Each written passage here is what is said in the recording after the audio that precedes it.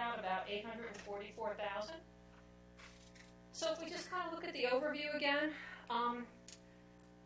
the new money slide shows where we are since last time that we updated. And I don't know, I know we kind of look at the fund balance and the pieces, but it might be helpful.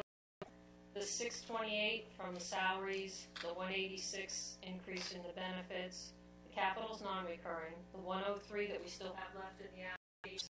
So it just kind of gives us a good idea of, you know, how far that 400,000 needs to go, and which categories the cuts. So, and I think it's good to. Why, if I may ask, why are the salaries still at 6,000? Positions. Positions. Okay. Some have been tabled, so currently they're still in here. So there's still some cutting that could be done. That we really need to go through, that we haven't looked at piece by piece yet. The first cut of the capital. $0.5 million of fund balance that we can use towards the non-recurring. So if you really wanted to balance it, you take that 4.2 down there at the bottom, that would be the difference. That's simply need to come up with. Now, You need to come up with $3 million. yeah, it's the 4.2 million is the difference between the revenues and the, or add the, you know, reduce it by what we have in fund balance, that's our shortfall. And those are the categories that it exists in. so the increasing for the recurring can only increase by a similar 400,000. Right. That's what I was getting at. But Right. we at 1.721. Nope. No. It's at 4.2 Can million. you go to the recurring, the fund balance slide? Yeah, and I think, You know which one I mean? yeah, so here's the total. There you go. That's the one you're looking for, right? And That's it. Yeah. and I believe, I was looking at this right before. The long and the short of it is, you just asked about the Board of Ed. If you were to fund that entire 806, we only have 400,000 of new revenues. You would have to raise taxes. There's 806 there. Mm-hmm. You're telling, or I'm understanding, that at the end of this budget year, they'll have fund. And then if we were to fund,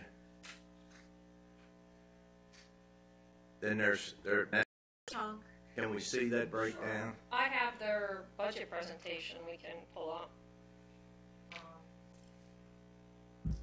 Have you gone? There's money in here that is not being disclosed, or If in you, order to be at $27 million budget is what their actual budget is. What I was thinking, is if they're going to have 500,000 left over this year, there's no reason not to believe that they have the difference. If in fact their figures are wrong, and I think this I don't is, see a reason why they can't use that. We can count on that 500. They could correct it with that money, and we could make the change next year. history shows us that this is the spend over 2017, their spending came in 400,000 under budget, and this year they're projecting 565. When they've got 500,000 sitting there in a fund balance, that if we're wrong, they can take it out of there and make the difference. But how do you, We are still, okay, this is their budget, and I don't know how well you can see this. Yeah. Let's see, yeah. Use 695,000 of it. right. In their projection, But you said that leaves them like one of the three earlier in the budget process, right? yeah, and then there are not in there. So, but there's at least 100. I think everybody's in agreement based on the projection that there's I can't even. no. Okay, so they last year they used 804. This year they're using 695. Okay. But you're, It's ironic that they want 804 more next year. fiscal budget more than last year.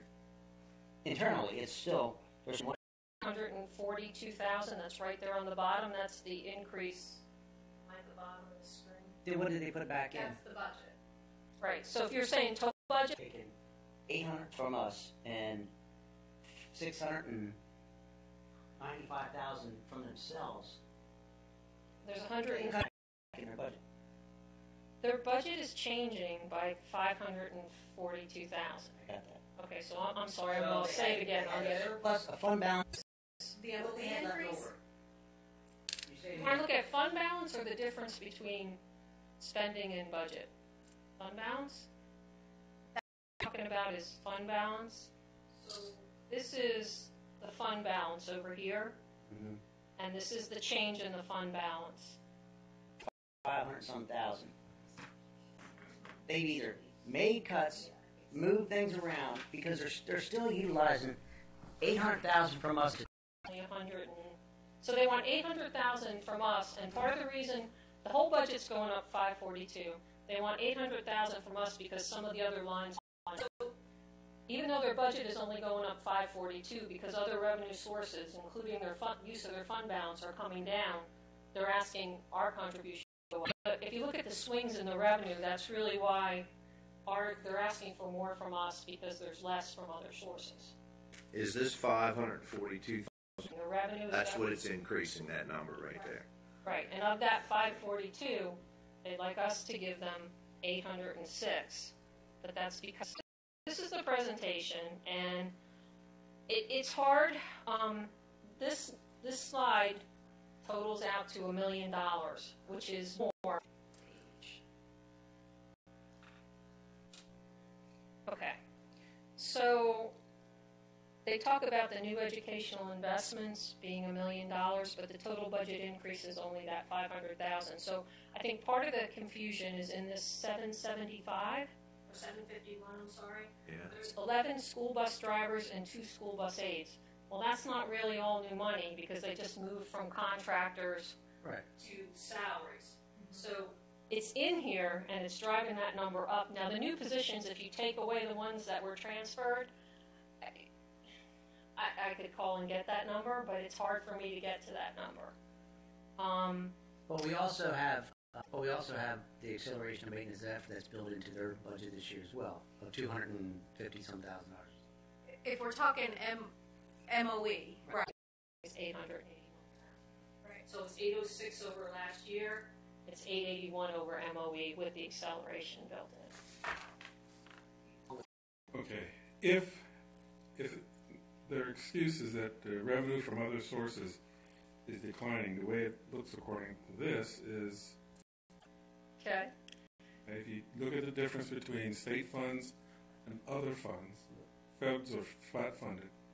That's only 55. By the county fund. Okay. Other funds. State and other funds. If you add up the increases and the decreases, the net is 54,000. Right. Top left hand, that 806, our non-recurring piece is going down by 206 because they're not asking for. So our net piece is the 597, but it's kind of deceiving because the 806 is in the recurring and the 208 decrease is in the non-recurring. Requested MOE increase is, and that's the 881. I know Jack's gonna crucify me or somebody's gonna crucify me. Half of what, and I'm talking private education, whether it's 6,700, whether it's 11,000 even at Kent School, whether it's 7,400. I mean, where the hell is all the difference going? I mean, to justify private education versus Those schools that are associated with churches or religious institution are supplemented by that. partial. I know that. But if you that is more apples to apples. But I think collectively, as you look at a whole, even if they're subsidizing their kids by a couple $1,000 bucks. Because Radcliffe is going to increase the cost of, maybe a Kent school that could just turn the child, say we can't accommodate that, where the public school can't. So that, Whatever else you want to say there, I just at $14,000 some dollars per child with state and county funding, then we increase it even more. So we're looking at have our own bus drivers, own our own buses. I'm getting it from all sides in the community to say, well, what the hell's going on? You get the ones who want you to spend every dollar. okay, so May 8th is our next meeting and our next budget work session. Would you like to invite the Board of Education members and Dr. Couch? But are there any questions that could be fielded? I mean, some of this stuff like fencing for those buses, to me, that's a waste of money. Unless if you want to put a couple $100 cameras there so you can see somebody if they vandalize them, fine. But all these temporary park buses, let's call it a day. But we don't have to go spending $50,000 for fences and probably more for large. There's plenty of room, just discipline problems, and they're banking on these social workers making a difference. That's a legitimate. That's something that directly affects the kids. I can like that, but some of this other stuff. I mean, if it's disciplinary problems that they're having, and I don't know if it's public, but I'm going to make it public because I don't give a damn. Administration-wise, is not either supporting them. So if you it took us 2 years to find the one for the middle school. What do you last 10 days? You know, $1,000 is going to make a difference to educate these children. I think I've finally come to the point. I think they're wrong. You know, if we can't keep our resource officers there who are there to do their job, and I think we have a discipline problem from what I hear in the public, and that's unfortunate. I don't. And how do you middle school lasted 1 month. Yeah. How are they going to educate our kids if they're not even going to accept what we're doing for them on that aspect, which is put these kids in our school? I'm talking in just the last couple of months. Pull their kids out, send them Delaware, send them wherever. I've talked to several of the parents that their kids are definitely leaving at the end of this school. Talk about numbers, and so what's that mean? Next year, because we lost 10 more kids, we're going to have to give them another 100,000 because they can't keep their disciplinary problems in check. Oh, good. No, I'm not saying bad. I'm saying some kid who needs correction. You know, I had one of them. You know, and we had to pull him out and put him to bed. And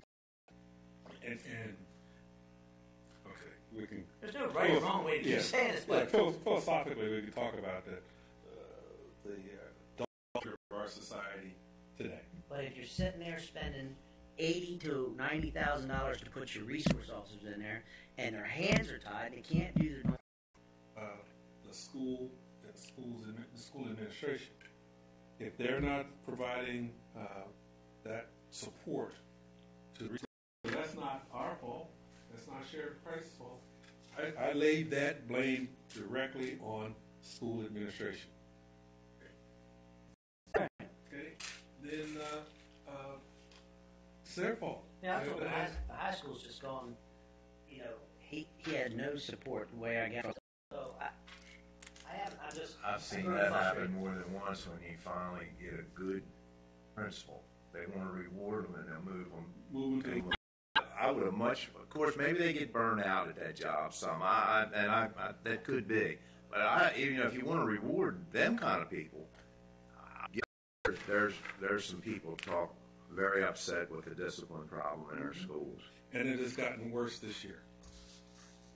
Well, the thing that didn't change at all. Elementaries, they're not having the problems with. It's the middle school and high school. No changes were made there. Yeah. The same amount of kids are in those two schools. And I recognize, as far as the middle school special problem or issue, primarily because middle school class. To help be part of that liaison of discipline and bring in the people he knows that need to. Now it's up to the school to make the final decision. The resources officer abusing any of the kids. No. I haven't heard of anything along those lines. So I have no problem, and I'll lay that right on the line. It's your fault. Hey, look in the mirror. Okay, back to point A. They've got 257. But it was. But they're asking for way over LOE. Right. Oh yeah. Okay.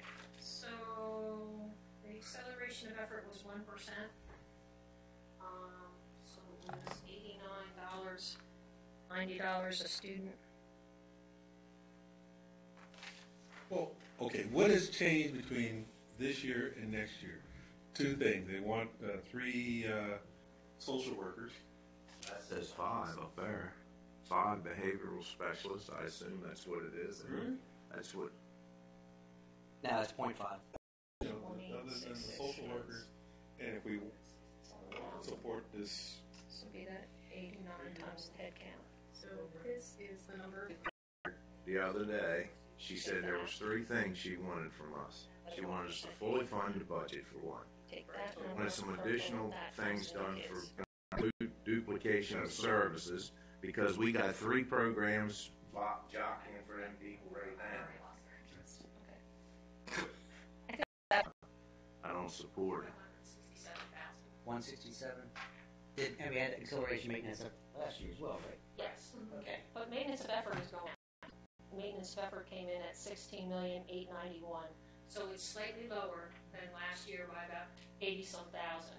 But again, get your program back to schools. I'm telling you, we're talking 10 kids right now that I think that we've heard of. You know, you consider, if you just say 10 kids or whatever, for the size of the school population, there's nothing we can do about that. That's going to happen no matter what. The salary increases. Oh, it is 3. Yes. Estimating a step and I think so. See, and then increasing the beginning salaries at associated benefits. You know, I'm just going to throw this out here, but I'm wondering, they have a multifaceted approach of school. But I mean, is there more of a need for behavioral specialists and not social workers? Because it sounds to me like you're talking about behavior. So is social work different skill set. right? I would agree. Has a systematic approach been? Has it been approached with For those things listed there, I got a dollar value for you, so you can see what each individual thing Because was it's not worth. right now. The Because school, there's some in there, I don't think we need it. I think the budget went up about $170,000. Now I don't know if there were other things in there besides salary and benefits that also went into that, like if they needed desks or if they needed. stands correct. They also came in and sold the concept of doing the 15 buses or 13 buses along with what's actually going to be a savings over time. Tell me if I'm wrong though, but when they terminated the contract, still doing that? Because you can see the category reclass. I mean, they're still rearranging the cost at the very Right down bottom. here at the bottom. If you have a transportation line on here, and it shows like can anybody see that? All right, here we go. So the transportation charges increased, and that's probably the benefits for the salaries. But if you go all the way over to the end, the net change year to year in transportation was. where is these 11 school bus drivers coming from? They're in the salary number. So if you go back to the salary column, which is this first column, that transportation number that's going up 378 is where all the contract services came out. My understanding is it's still kind of it's not pure. I don't think that they're all employees. Okay, so that. All right. Ed, you missed all the fun. Well, he may be the person who can up here where we were. Yeah. Okay, so what we're looking at, let me unzoom this now because this one's. Okay, that's. I'm wondering if the value of each of those personnel requests and the salary increase would be broken out in more detail.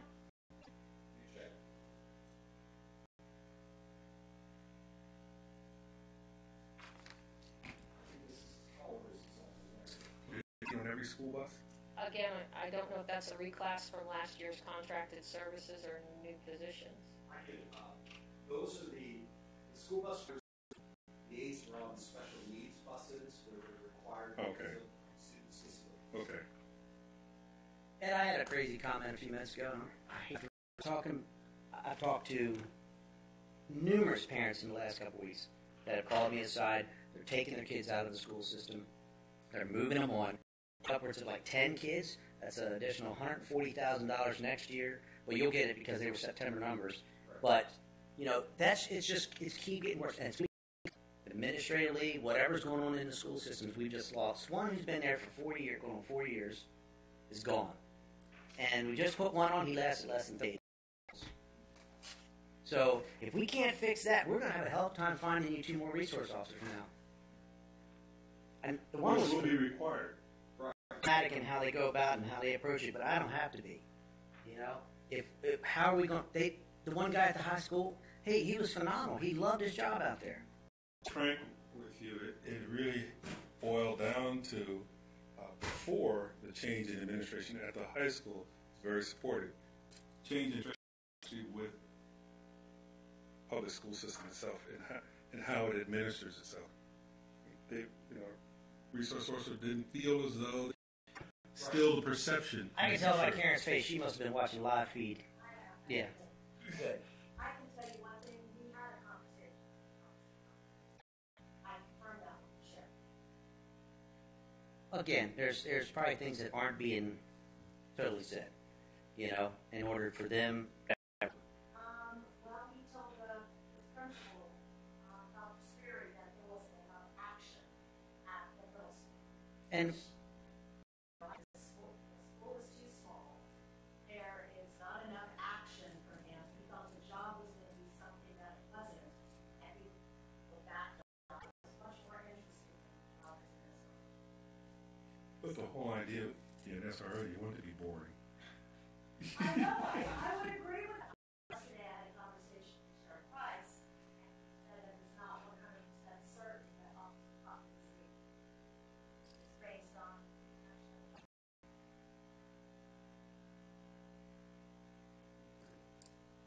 It received Moore's letter of resignation. Right. So that's official. that's the email I got that he was That's leaving fine. to go to state police. That's my understanding. And I apologize for not giving you guys specifically asked for him to discuss the budget. Again, my point was is the parents that I've talked to in the last few weeks that are taking their kids out of the skit system and moving them on, and I'm talking numerous parents, not just one or two. It's going to happen. You can't shake it. But every one of them are saying it's because of discipline in the schools. Well, you're welcome. Please come to our schools. Our schools are open. We openly invite you. Spend the day. I mean, there are always going to be individuals that are unhappy for a variety of reasons. Whether they're unhappy with their child that has been disciplined or didn't receive the discipline or whatever. There's a multitude. Sue Dorsey was, I'll use her name. She retired effective May 1st. That's when she retired. Or that's when she wanted to retire. Best support she's ever had. And that she thought those things were more. I think anytime you have a new administration, is it going to be bumpy? So I'm not, I'd like to know specifically saying that. I can probably, make a qualified decision in terms of why they made that. Spend a day. Make your own judgment. I just want to add one thing, and it's especially younger students having more mental health issues, more emotional issues. We're hearing that nationwide right now. It's the topic of more help. That's why when you see helping teacher positions, social workers, guidance counselors, behavior specialists, they're all really trying to. Problem is, and there's probably sadder situations in some of the homes. We got to figure out, I think, how to, and that's why I started off talking about certainly being in favor of those 3 social worker positions. Situation when we had a child went into crisis. That's when it started. Counseling was seen by outside professionals.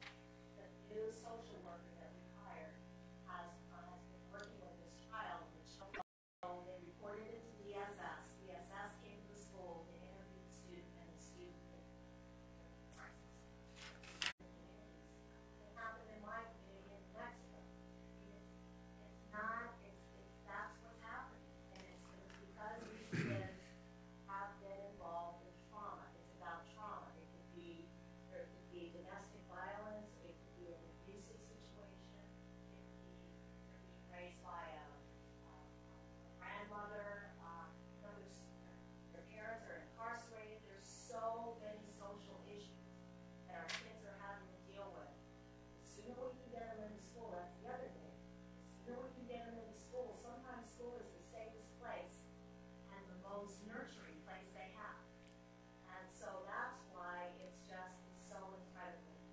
no argument there.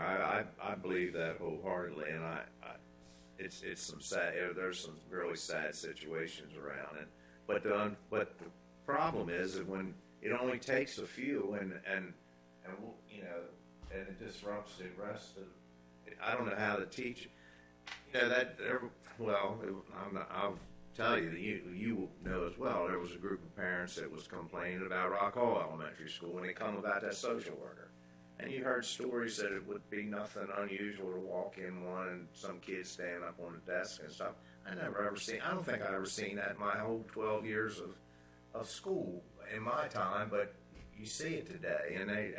And then you start looking at the reason, and it's just what Dr. Couch is talking about. They got some, that school was their only safeguard, but they don't know how to act when they get there.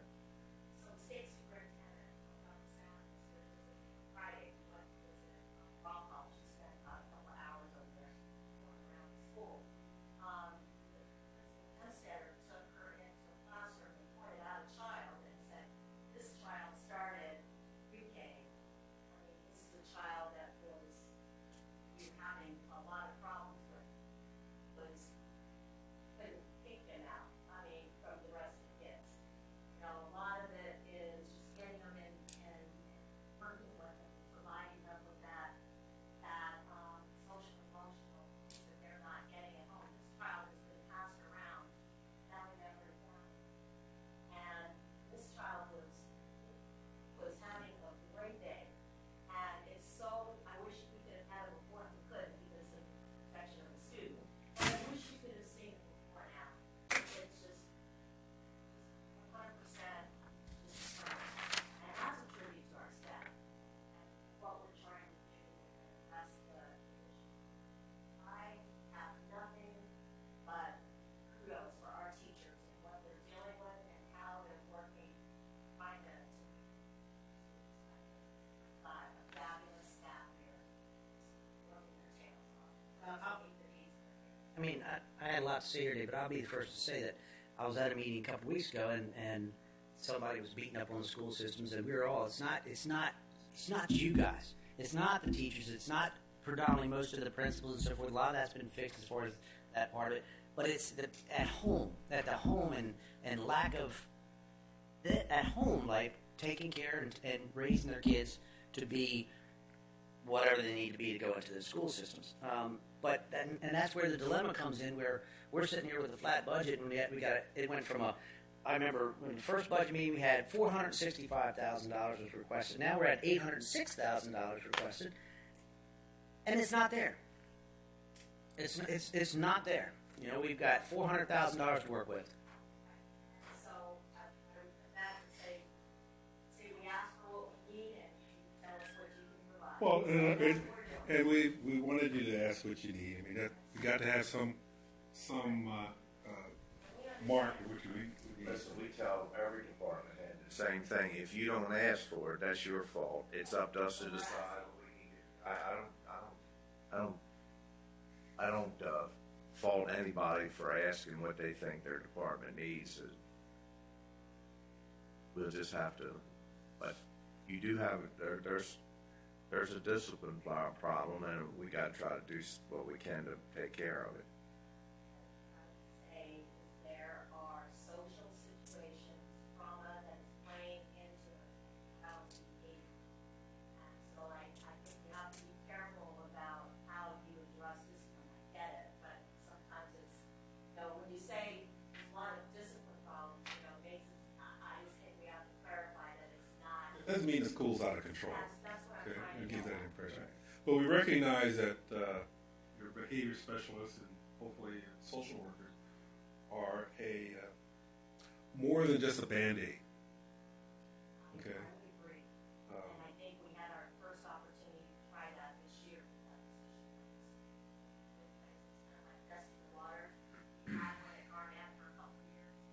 Now we hired this one, and just in the 60 days, or less than 60 days that she's been here, it resulted in this child that finally shared something that we actually found the root of the problem. And hopefully it gets help. That's just one real Cash, I like, while being here, I like to ask you one question. 2 years ago, we give what was the largest pay increase to the teachers in Kent County's history, $760-some thousand. And that was fine. And then we got into this whole thing about starting salaries were real low, and not much of that went there. When you're asking for salary increases this year, how can we make sure that that's taken care of this time when we couldn't the last time? What I would say just briefly is that it's both. The majority of it bumping up everyone to 3 steps, but we did do some work with eliminating some steps at that particular. I used 2 years ago, one of I've had the biggest issue is that it was our starting salary was flat. So a teacher would come in, not just was our starting salary like at this level, but it was like there was no increase the first few years. So one of the things that we negotiated through that was to cut off a couple of the steps so that actually people would see an increase instead of seeing no increase over a couple of years. What we've done this year is we did some of the same things. We eliminated the first couple steps so that what would be step 3 is the new step 1. Right. Well, that's what I had thought we were going to do the first year. That's why. We did. Okay. But it didn't. The problem with a lot of those is we had too many steps that were flat. So when we tried to do that, You realize that's not clear at all. Pardon? That's not clear at all. Okay, so what happens is, you start here, and there's a progressive that you get more education and you move over to the right. So if you eliminate too many years, you gotta have the money to fix these steps that get, because you can't. Excuse me, can you come up here so that apparently we're getting feedback that you can't be heard? So if you could step up to one of the microphones or grab one, and that way, Would it help to look at a salary schedule while you're, feel free to. sure, I could walk through. I mean, Probably your best one to walk through. Come on, everybody, come on. Come on.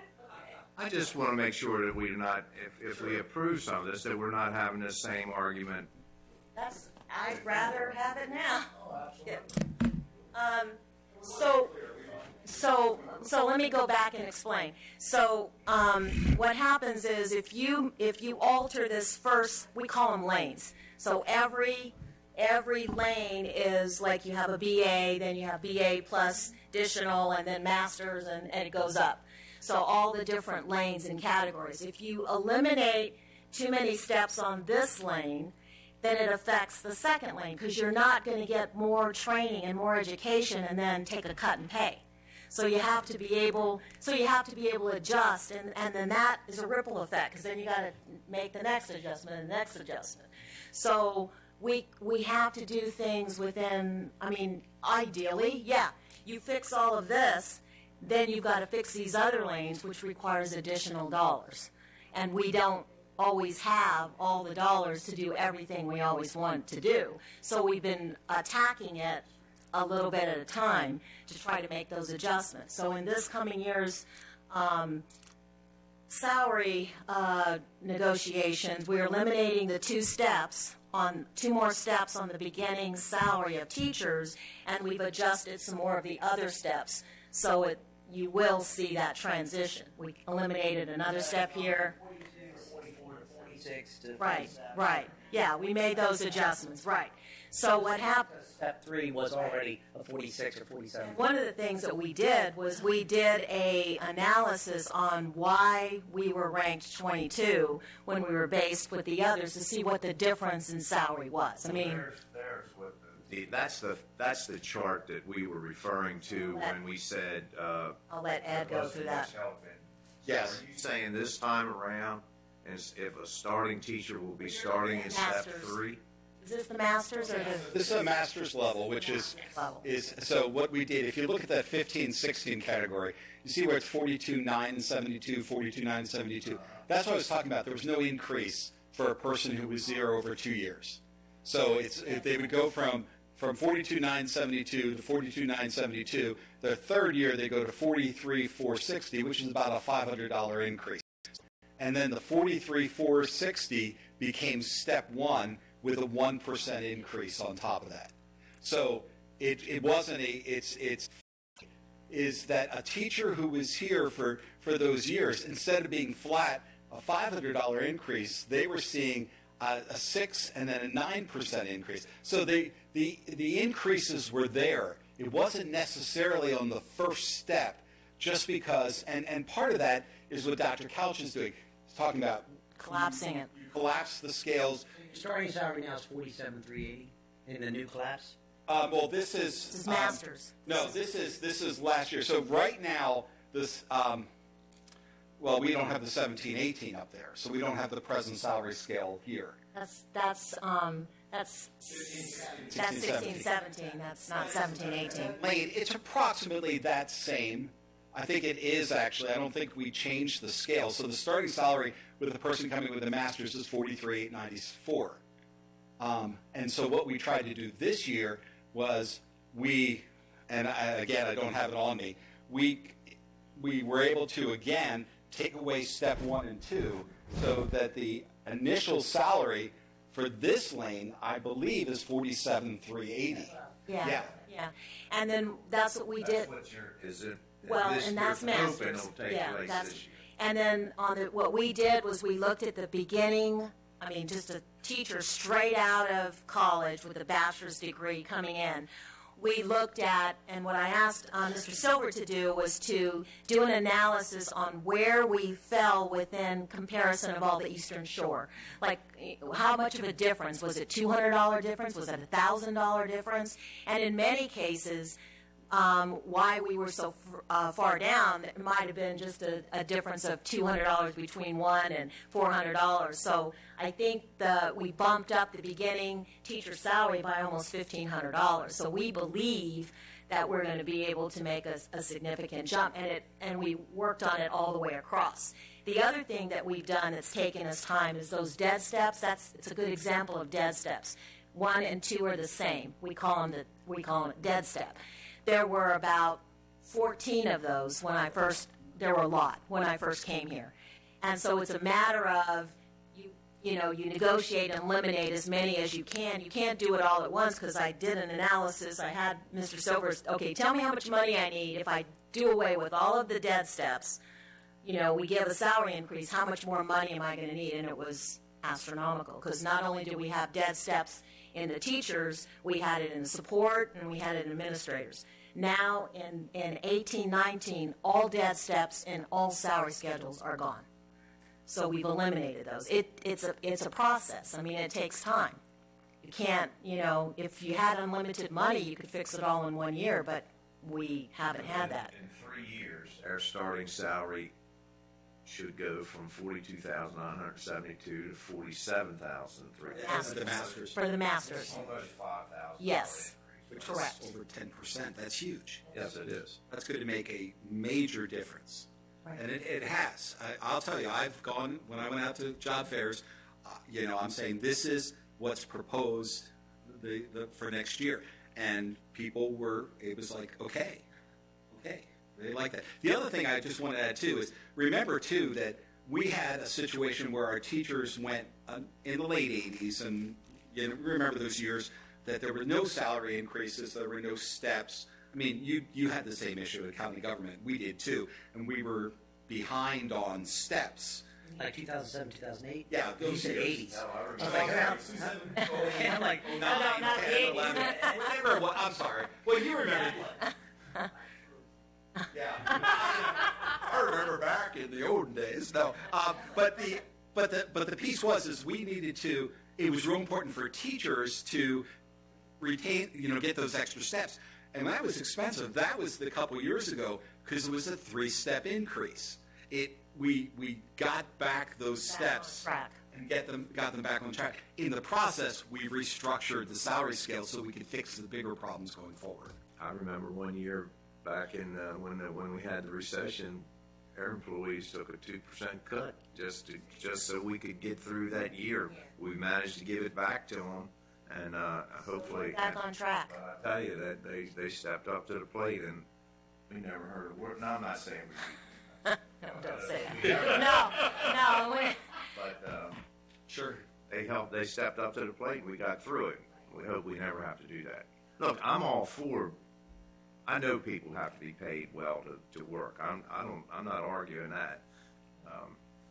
But looking at that chart, you have to admit that when you see people making $6,500 or $6,600 pay increases and somebody getting $922, there's just It's a disparity, and you have to try. right out. Right. And we're thinking, no wonder we're starting Right. salaries so low. And it was even more unfair when we had all those dead steps, even prior to me, when you get moved up a step. Everybody goes, oh, yay, we're moving up a step, and you happen to be on those, because they were grouped together. So you might have steps 10 through 14, they're the same pay. So everybody gets bumped up a step, and then you're like, well, what about me? So we would, sometimes, depending upon negotiations, we'd say, okay, well, we'll negotiate an additional $500 increase for those of you that are on dead steps. You know, that's what we did last year. So knowing that we're going to get to the point where all of them are eliminated, and in 18-19, I'm very proud to say, and the unions are incredibly happy about it, they're all gone. Every dead step is gone. So. All right. That coupled with, back to that other slide with the demonstrating the $800,000. Budget presentation?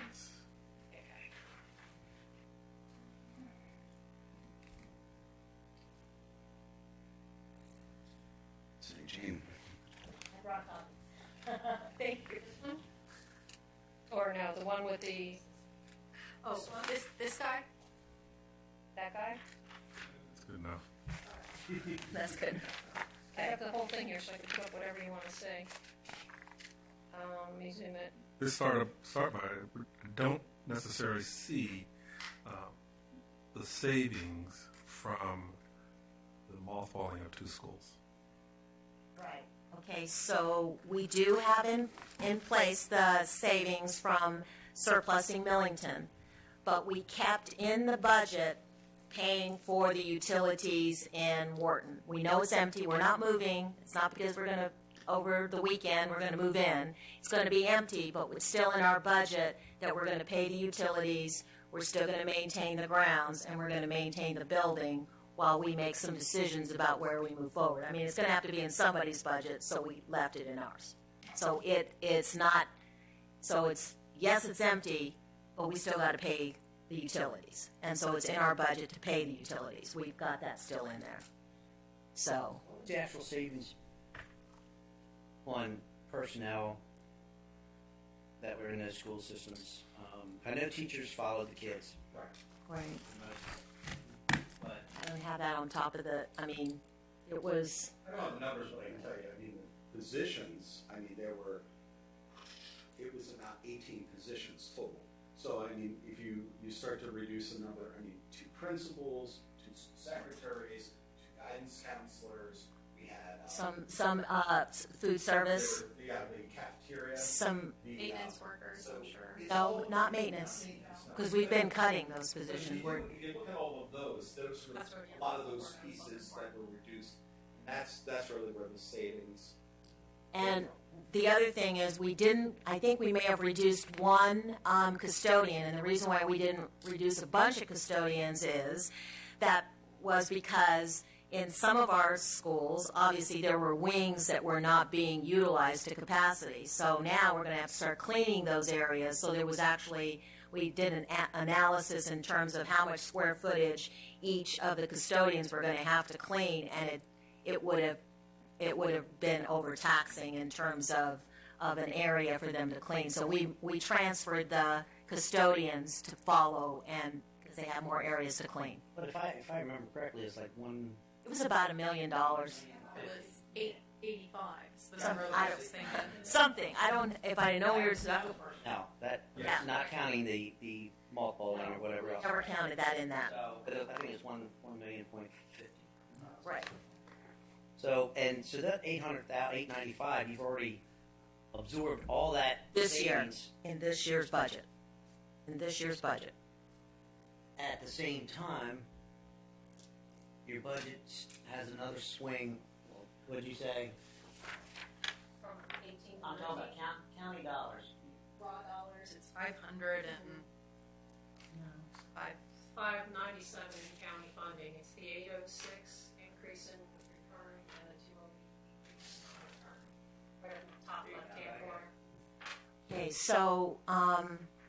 so part of the increase for this year, I know we talked about flat funding, but it wasn't put into the recurring cost, it was put into the non-recurring as far as holding us flat. So that reflected some of the 208. That's where the flat funding was put into. I mean, I think there was some misunderstanding in terms of where, at least from our perspective, we thought the flat funding was going to go into recurring costs, but it was not. So that was part of that. But we also had it because we had a decline in enrollment too. So that, it kind of hits us both ways. I don't know, you want something else to add? How many kids, after using this September's numbers, how many kids are you going to lose next year? I think it was a total of 18 students, but I need to go back and look if I can get onto my $30,000. some of that. And some of the monies that came as an increase from the state are for funding full-day pre-K. That it started last year as a 50% that came from Delegate McIntosh. So it was 50% of the kids that qualify for not the universal, but meet the qualifications for pre-K. So we got 50% last year. For this year, and then for next year we'll get 75%, and then in FY20 we'll get 100%. Unfortunately, it didn't really result in that much more because we're small, so the swings are a little bit smaller. When you're educating 100%. Exactly. So, I mean, there's some increase from there, from the state because of that. Now, you'll recall 2 years ago, we got that additional allocation from Governor Hogan, that $300,000. That's since gone. We didn't get that again this year. So it was kind of like one counteracted the other. That's where, if you look at that, let's see, Jane was showing it. It's more on the detail. Okay, it's on the detailed one. It shows where the $300,000 is taken out.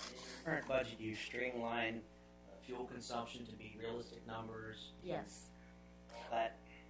What I would say is in this budget, there's no contingency in this budget. In other words, if I have to add another teacher, it's going to have to come from our fund balance because there's no, I mean, we didn't, like if we said we need 200 and if we say we need 200 teachers, we budgeted for 200 teachers. We didn't budget anything extra.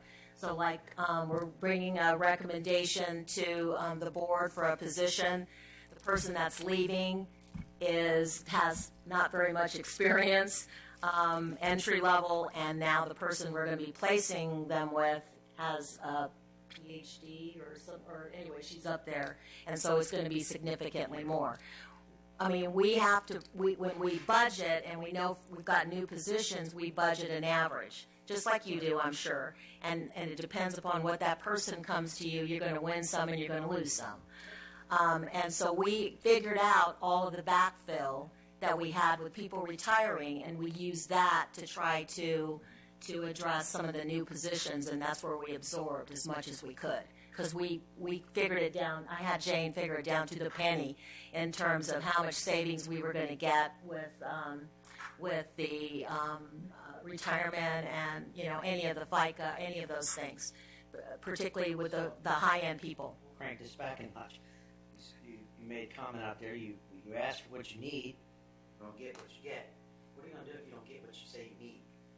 You have to go back and figure it out. I mean, what is there a game plan?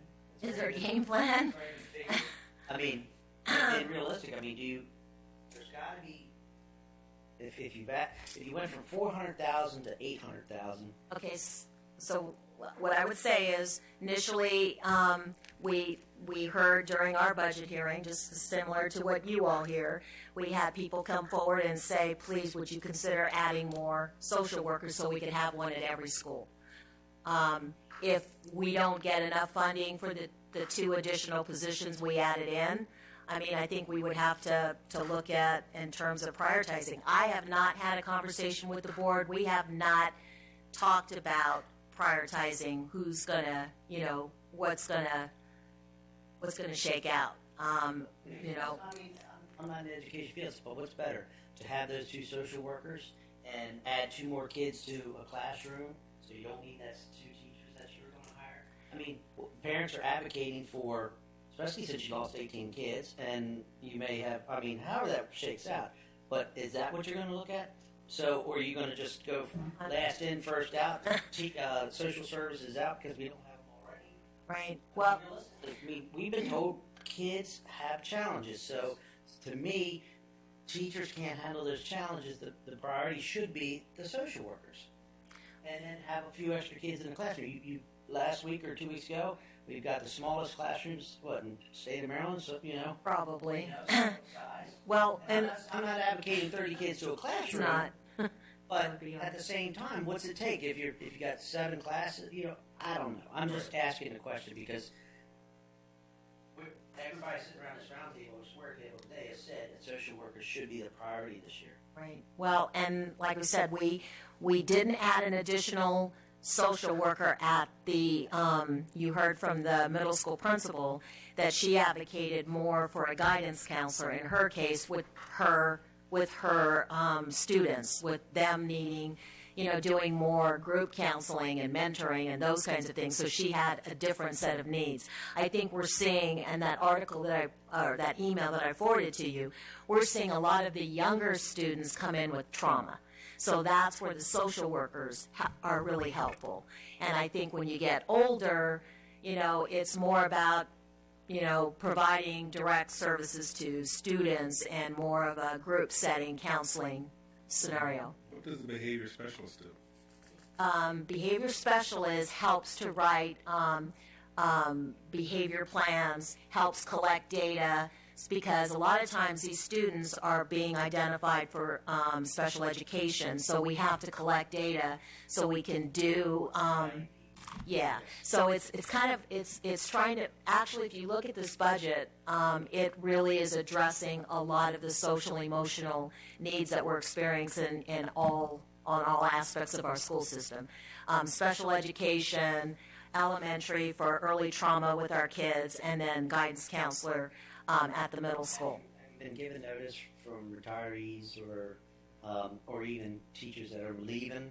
Yes, and like I said, we added with the ones that we know so far, we've added those in and reconciled with regard to absorbing as much as we could with the new positions. I don't really expect to see any more retirees. I mean, it's possible. It's but I think couple maybe, but maybe 1 or 2 more at the most. Sometimes someone has something happens in their life and that goes on. Today is the last day actually for our non-tenured teachers to tell us if they're planning on coming back. We've had very, very few who have told us that they have to move on. And that's really great because retaining our teachers is critical. So I'm really happy out of the 24 or so new teachers. we're keeping. We have a couple that are moving on. Well, listen, I tell you, this is a topic we can talk about. I tell you, when I come in here today, my mindset was, and I'll be the first to say, my mindset coming in here today dealing with the Board of Education was to fund the 3 social worker positions and as much of the salary increases as we can possibly give. The rest of it, I'm not speaking for my colleagues. That's what I was thinking coming in here. Like the fencing for the buses, park the buses on the parking lot, put up a couple cheap cameras. Well, if they're insured, I think the fencing makes the darn thing looks junky. I just don't. That's me personally. I don't like the 3-year program. We were talking earlier. Robbie Berry sat in here and wanted us to do a study to make sure we weren't duplicating services in the county. Well, I look at that as when we have 2 or 3 other groups in here doing that same thing, I look at that as a duplication of services. I don't support that. Not for 12 kids anyhow. And I know I've got my staff on the agenda to talk about it on the 8th, because what I would argue is I think that they're servicing, they're both important. One is servicing the family, one is servicing the child. And I think Some $1,000. 31 and something and 25 and but something else. I think it's bigger than that in terms of what we were told the grant could be used for. So I'd like them to share that with you. You said you want to hear what I got to say. That's what it is. I just don't. Look. This board has heard from you all with that, and we've heard from the other side. I don't know that your board has heard from both sides. Maybe we should start there. I'm thinking 3 social worker positions and as much salary increase of that as I can get you. That's where I come. The rest of it, I still think that we decided to close 2 schools. I'm disappointed that we're not turning over Wharton. One thing I want to, you got that slide, Pat, that you gave me that we found about the capital improvements to Wharton? Which one? The one that shows just what I said in here last time we discussed it, Yeah. that their contribution was going to be over $8 million and the state's was going to be $6 million because that school was built in 1969, has never had a roof or anything done to it in all those years, and it is one of the worst schools we have. And to move something into that building will make us have to make those improvements. And I just think the idea was to close them up, and I think we ought to take advantage and receive the savings from closing them up. That's just me. I mean, my colleagues may disagree. About the 2008 CIP plan No, that not was 2008. 2018 to 2023. So it wasn't this year's. I'm sorry. We're all slipping years. 2018 to 2023, and Wharton was the second project listed in that CIP plan, and the request was for a $14 million renovation to the building. No. So I can pull out the CIP plan. Please pull it out and show us, because it needs to be shown. Yeah, that's fine. I'm happy to discuss that. I have it here somewhere, Ronnie. I'm sorry. The bus parking, we have contractors who park their buses in their yard and backyards and everything else without fencing, and I think we're not an urban community. Right down the Taylor, just 200 yards away, he's got 5 buses, 6 buses sitting there. I mean, Right, but now he can't have the way the ordinance or the planning and zoning has changed. He won't be able to keep his buses there. He can only park them he'd have to park them at Wharton. And what I would say is we did have an instance this year where we did have vandalism to one of our buses, which resulted in someone putting water in the tank. And so that was $12,000. I understand, but I'm just saying, the school you're putting your buses all in one location where they're easily. It's one thing when it's in somebody's home and it's going to be, watched by the resident that lives there. But if we're going to park them at the school where no one's going to be there, at night, I think it's like. I'd say if we get the sheriff out there, he'll protect your. Well, and what I would say is we still have not said, please understand, we have not said we're not going to work collaboratively for the use of that building. What we're saying is, we still have more discussions to have with regard to that. This is the one that I'm referring to, and that's yours, that you put together, we didn't put that together, that's yours. Oh, that's an old one. Yeah. And read what it says, though. Read what it says. The school was built in 1969.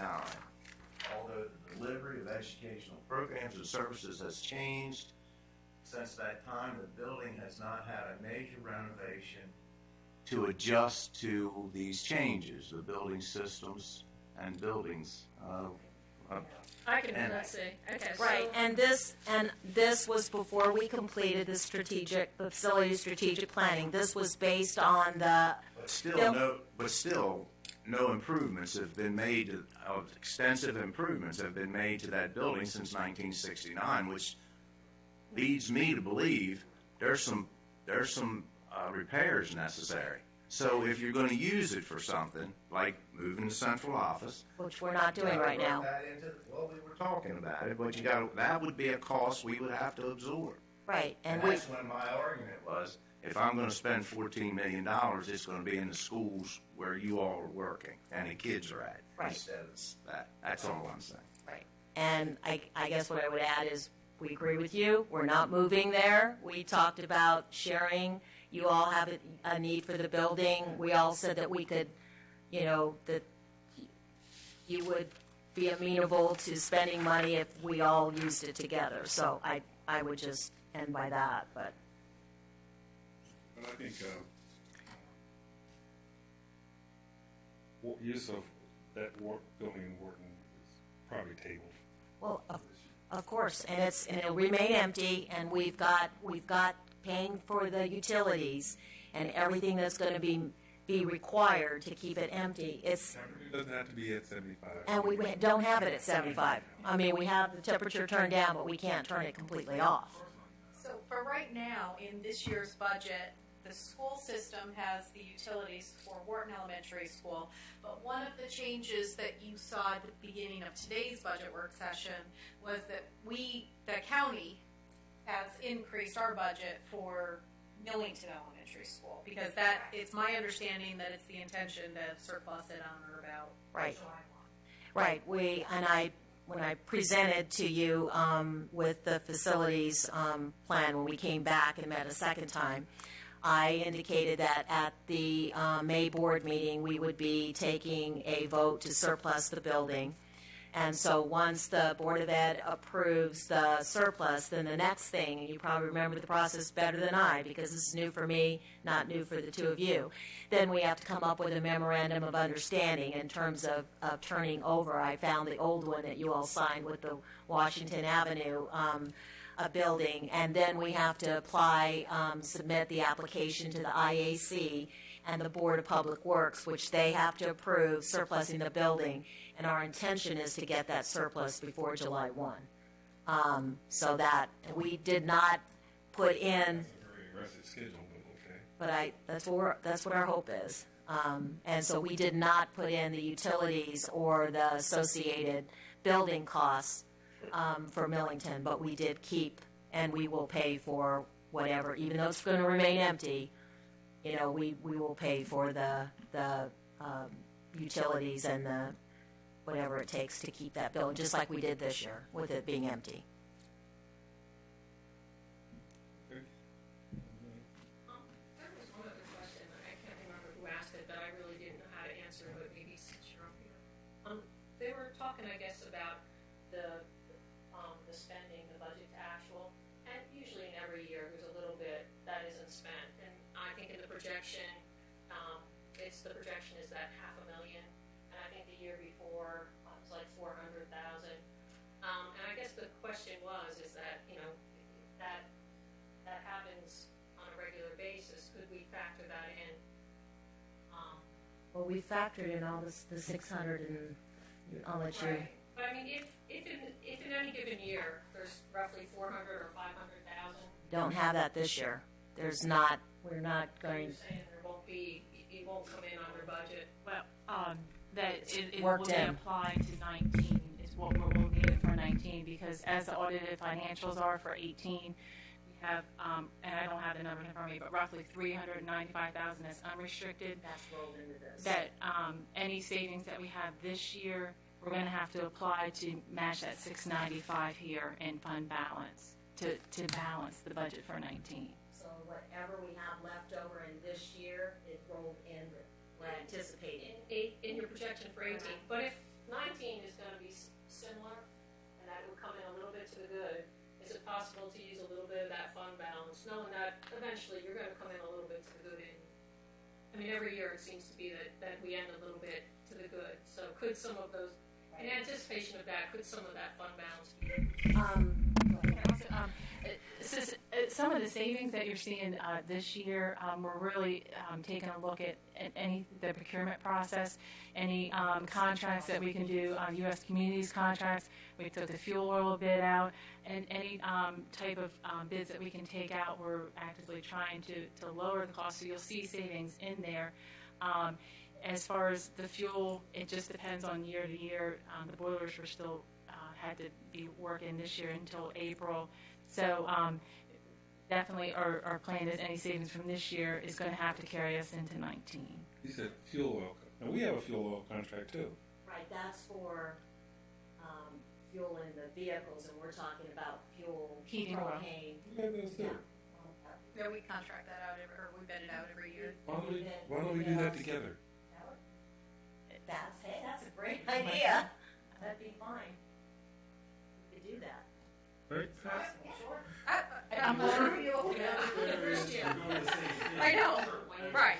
That's wrong. I mean, it doesn't matter whether we do it or you do it, but we all on the same That contract. would be incredible, sure. And we do try to do that with other school systems too, is that we try to.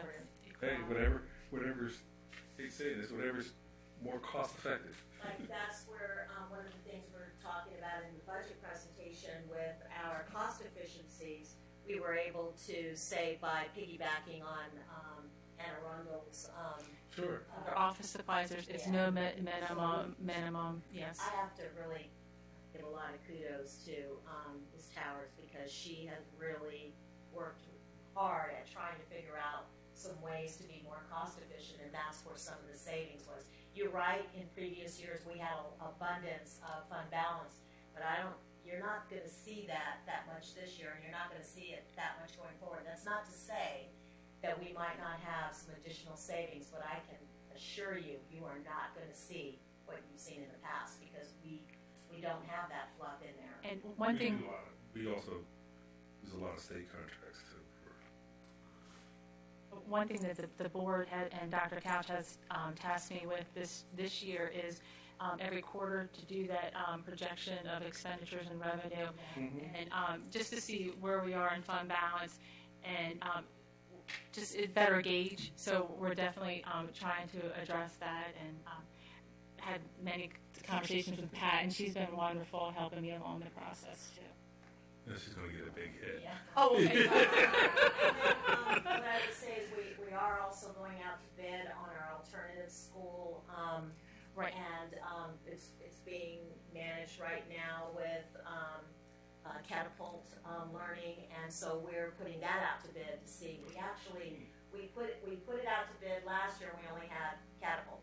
So we said the board did something wise and only awarded it for 1 year, with the understanding that we would try again and we'd do it much earlier. So we had our pre-bid opening yesterday, not pre-bid meeting yesterday, and we had four vendors. So we're hoping, we might realize some savings there, and so that would go into effort. How many kids are in there? How many kids are in that? 15. At any point in time, there's 15. And it's for a variety of reasons. So it's required by the state of Maryland in terms of you have an alternative setting for. They used to stick me in the rubber room. I didn't know they had a rubber room. I can imagine what you did in the rubber room. They told it the year he went there. That's what they called it. That's what they called it. It was in-school suspension is what it was, and you get a week, 2 weeks, whatever. But Well, we do have in-school suspension, but we also have. but they don't go over there in-school suspension.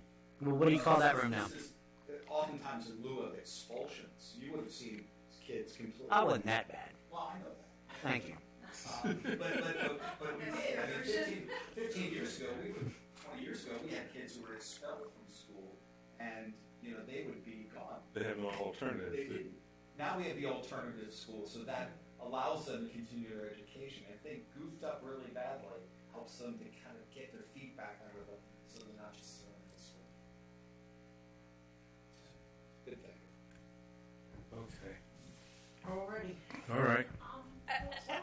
Yes, go ahead. Go.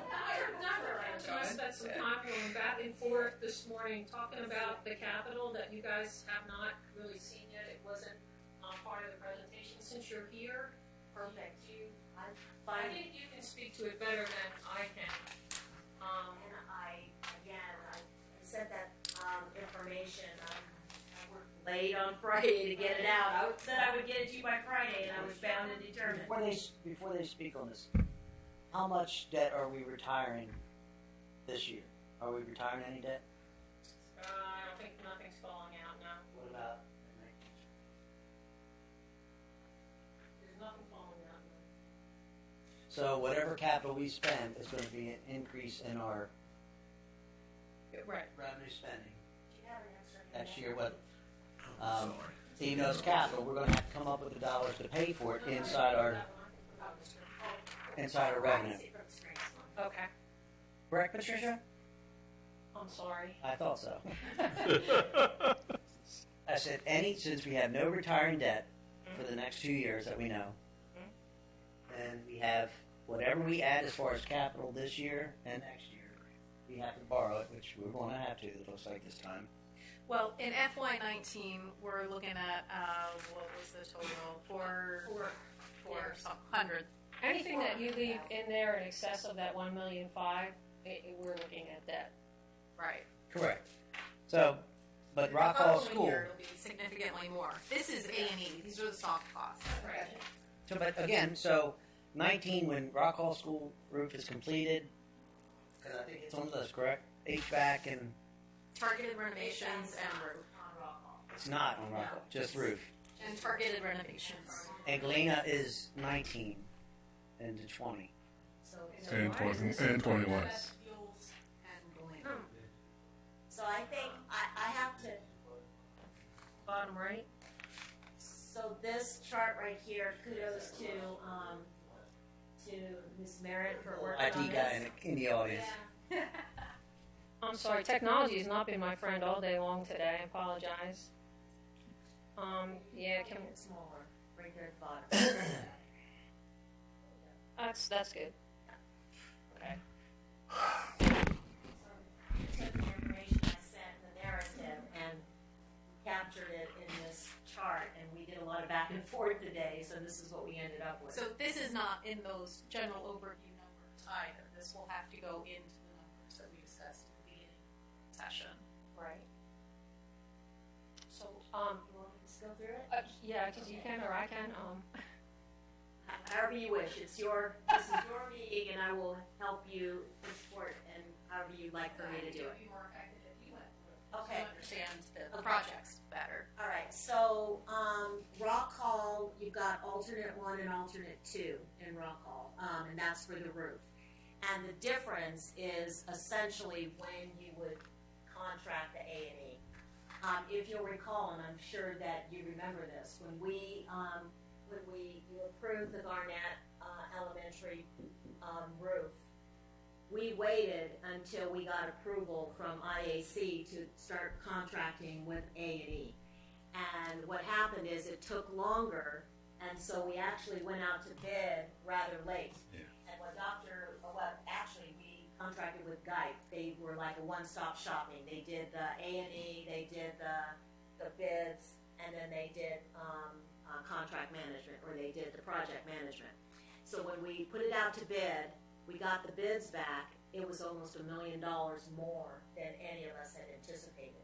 They said their recommendation was to wait, to delay the project and to put out the bid in the fall. Come in earlier next Yeah, year. and he said the reason why that happened, and it played out to be true, is if you wait until April or as late as April to put it out, roofers have already got their work lined up in the summer. Only so many contractors to go around. Right, and they all know they have to get it done in the summer. So the difference is what Dr. Lieber was saying, if we want to get a good price and get the roof knocked out, if you will, and get that project done, we should go ahead and start contracting with the A&E, and then as soon as we get approval from the IAC in October, November, or even if it's late as December, we can then put it out to bid, and we should be able to get, and I think Guype would be a good consultant in terms of telling us whether that's a good price or not. And then we'd be ready to roll. and we separated. The reason why we separated the roof from the targeted renovations is Dr. Lieber felt very confident that we had the highest probability of getting that award for the roof, simply because the IAC is very much in favor of replacing roofs. They think that's high priority, and it all is based on the amount of funding they have available and the number of projects. And you never know how many projects, what other schools have up their sleeves in terms of what they're going to be presenting in their application. So he said, you probably, you should go forward with it if it's acceptable to the commissioners, going forward with the targeted renovations, and I'll tell you what those are supposed to be. But that way, if they say, hey, you're asking for too much, we don't think we can afford it this year, then it might get thrown into a different category where we have to come back the following year. And we shouldn't start the A&E on that, because that's kind of iffy, whether we'll get the money or not to do that. And so, that honestly doesn't have to be done in the summer, because the targeted renovations are for changing the shop area into classrooms. Kind of what we did they used the old locker rooms at Garnett to turn it into the Judy Center. So, there's some unused spaces that could be used more effectively. So that is one of the targeted renovations. As far as the grand total of over the next 2 years of $3 million, is that going to be a 50% match with the state, which so our debt service would be $1.5 million? The numbers on here are the county cost only, not the state. It's just the county. Yeah, it's that is factoring in your 50%. So we are looking at $3 million. And then the vestibules, I would say with the vestibules, let me just kind of go through this and then we'll open it up for discussion. The vestibules, Dr. Lieber was able to have a conversation with Bob Burrell, who has taken his place at the public school construction, and he said that vestibules were eligible for 50% match in our case with the projects. And he said that the monies that were allocated at the legislative session would be awarded to the IAC to be utilized for this construction. So his comment, and what Dr. Lieber sent me the email this weekend, was if at all possible, he thought we could get a jump in on that money if we were ready to go and say, we're asking for this, and then hopefully we could get awarded it. And the reason why the A and E is a little bit higher than the other projects is because it's smaller.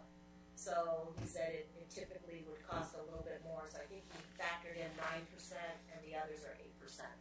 And then the Galena project, we would put that in also an application, but we would only be seeking planning approval. And what that means is planning approval is a way of getting the IAC to commit to, yes, this is a good project. And because of the size of that project, we would be required to complete the ed specs internally. So there's no money, because you don't necessarily have to start with anything right away. We have to complete the ed specs portion, which means the school system, the Board of Ed, paid for a feasibility study that was done by the same group that you had do the feasibility study for the courthouse. So Tom King and his group completed the feasibility study. The Ed Specs committee would have to look at the feasibility and affirm that, yes, this is what we want. We would bring it to you for final approval and also for the Board of Ed. If the IAC gave us planning approval, that's kind of their way of saying, okay, we believe in this project, go ahead and move forward with planning, knowing that we come back the following fall of 19, to request funding dollars. So FY19 total is 400, including the little construction down at Rock Hall, 413,000. Right. If everything. And the only other thing is that we were talking about, and is it possible to get a cost to add the Galena vestibule to that vestibule? Because the Galena one is included in that Galena renovation and not with all the other vestibules. So to have that figure might be helpful if you wanted them to consider that. That was one of the things that we talked about was the security vestibule number was only for 4 schools, not 5, because it was included in that feasibility study and the targeted renovations for Galena. So we can, if you're, when I initially presented, I didn't know how you were feeling about the security vestibules, if that was a project we wanted to do. If it is, then I could absolutely I could get those numbers and we can pull it out, and I don't think it would be a substantial amount, but it's not included in that number. Okay, so Patricia, Yes. by the 2020, all projects, so we're looking at $6.5 million instead of $3 million, correct? Counting the Galena school roof and everything. Well, the school piece is at $2.6 million. I see that, but you only got 211,000, which is the. Because that's all for Galena. The Galena construction isn't in there. That's what I said. So okay, again, go back. That's $6.5 million if we do the construction in 2020 for the Galena school. I think the construction is going to start in the latter part of 20 and 21. I don't think we had a breakout. If you. For 2021. So we're going to add $6.5 million worth of debt. Okay. So let's calculate that out. How long do we borrow that money for? What percentage of interest we usually average? What, 3 to 4%? Get us all that, because that is debt service that we are clearly going to have to start looking at, as far as even spending $400,000 more in, whether it's our people here or whether it's in the school systems for request next year, an extra $400,000 or $800,000. Yeah, for FY19 it's 4. Right, I'm talking about. You never asked for just right. You never asked just for saying. But if we're starting to pay debt, which on $6.5 million over the next 3 years, it's got to come from somewhere. So yeah, so that way we all see what the requests are going to be here from your standpoint in 2 more years. If we're spending $700,000 or $600,000 or $500,000 in debt service, that's coming from that same $47 million in that 2 years from now. Or 48 million, whatever it may be. So all that has to be looked at going forward. And please understand, I don't know if you're aware of it, county, as far as we've been in office, have never gone to the bond market. So never used the bond market. We don't even have a bond rating. Go after one, but currently there is no bond rating. So I mean, that's my point. We got to look at all those things, because I've never sat here 1 year where there wasn't some dollars requested, whether we gave it to you in out of a recurring cost, $500,000 or $600,000 or $300,000. We've always done that, but this is going to change significantly because we haven't borrowed money in 6 years. Well, and there are other schools that are going to start I appearing know. on this chart. I know. It's not just these 2 schools. The high school is next, right? And then The high school would be And Galena Water and Sewer. high school and middle school. That's going to be debt service effective this end of this year. The largest school debt we're currently paying is for the high school, and honestly, I'm not sure what year that drops out, but I will check that. You said we're all the way out to 2025 for the rec center to be paid for. 2024. We're only halfway through it. I didn't. I think that's the report I got. It was like. I know I sent an email to you guys. I'm honestly blanking on it. I don't remember. I think it was 15-year debt, which I had thought it was shorter debt. I can't remember the year we took it out. I honestly think I honestly thought it was 7 or 10. And I think you come back and told me it was 20. Yeah, I thought you said 20. I believe so. Yeah, I think we're halfway. And that's 700,000 I can certainly get you all those. of debt service. You can't just make it up. I know. Even though we have good copy machines, we don't print the money. Thank you for the comment. Okay. Thank you, Jane. Thank you. That's all right. We didn't know whether you would want to be honest. Thank you. Thank you. Thanks. Thanks for watching us live. Thanks. Okay, I guess we want to turn to Wayne now. We have to listen to him. He likes it.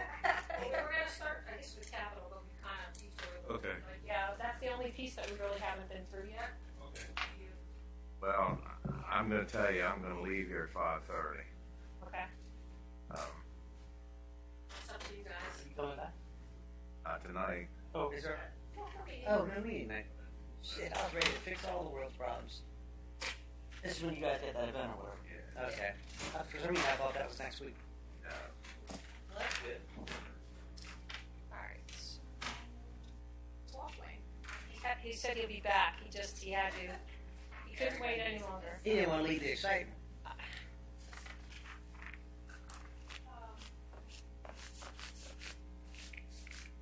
right, so we had actually got.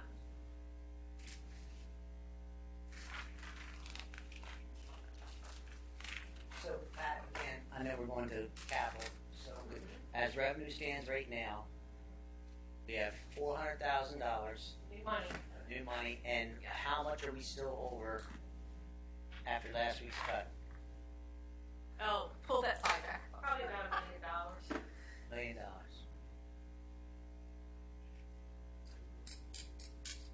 Round terms. I mean, we have to add in. With recurring revenue expenses, we cut $800,000 last week, yet we're still, even using the $400,000, we're still about $1 million more cut we have to do. Yeah, because we have 600,000. And recurring. Yeah, because the Board of Ed, I didn't think you got that. the Board of Ed is salaries and benefits are like 7. It's like 8 too. Well, yeah, the benefits, that's $1.6 million right there. So yeah, we're have a decrease in it's right around $1 million But for salaries? for reoccurring costs that we would Oh. have to take out in order to fund it. So we had actually gone through. Not sure, but I'll check. Part of this.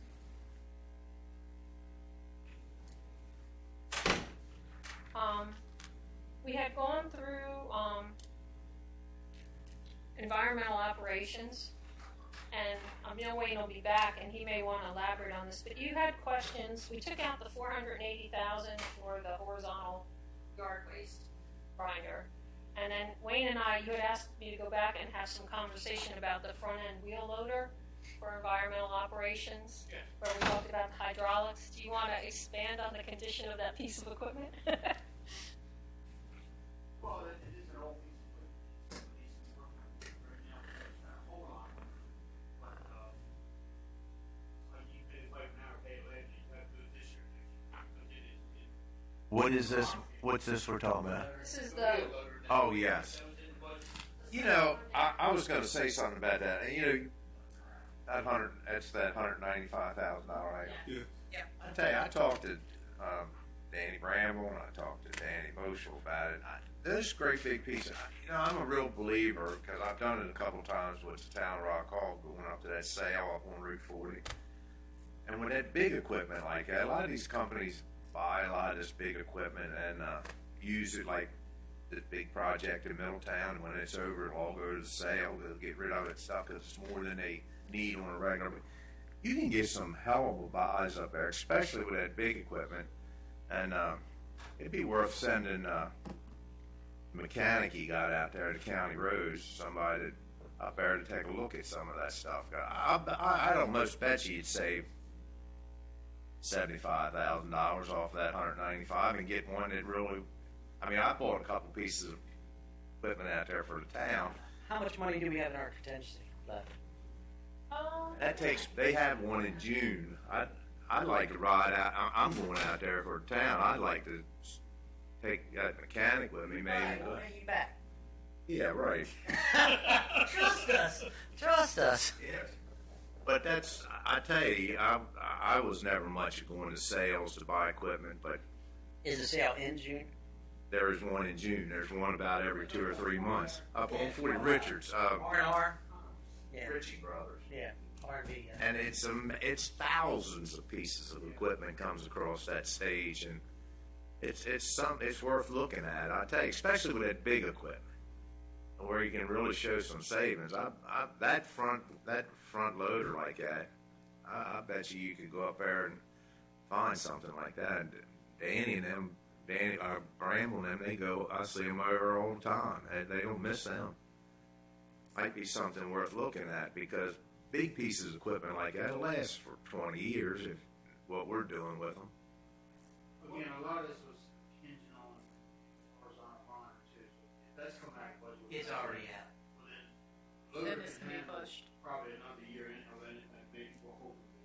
But if that's your wishes, then we certainly can go over in June and look at that, and then, of course, they would have.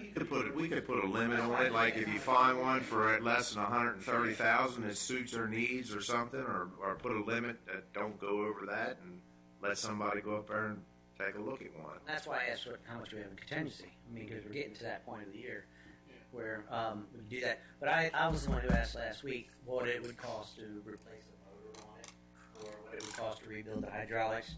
You know, if you're looking at 195,000, you buy a motor for 20,000, which is brand new again, and hydraulics $10,000-$15,000 repair. What I don't know, but because the iron work on those things is a beast.